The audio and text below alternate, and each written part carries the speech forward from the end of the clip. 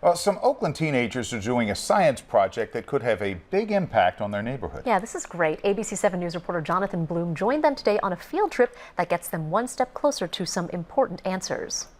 This machine is called a microwave plasma atomic emission spectroscopy machine. The name is a mouthful, but for these students from Life Academy in Oakland, it's what it can do that's exciting. This is drawing fluid into this line right here. The fluids are samples the students prepared themselves. Samples of tap water, dust, soil, and paint chips from around their homes in Oakland's Fruitvale neighborhood. And right here you can see that right at 405.781 nanometers, we've got a sharp spike.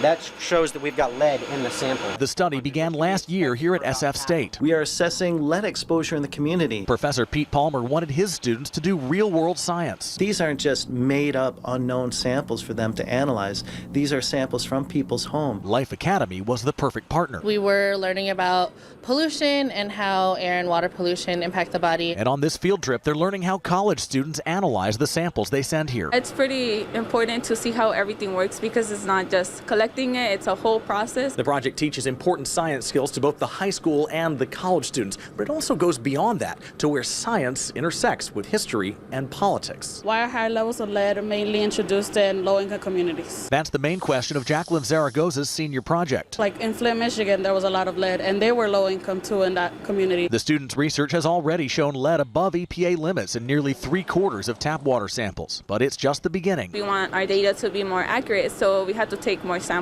Samples that paint a bigger picture of where they live and play. I think that it's important for our students to use science as a lens to understand their community. And possibly to change it. Ultimately, it's for the public good, and that puts a big smile on my face. In San Francisco, Jonathan Bloom, ABC 7 News.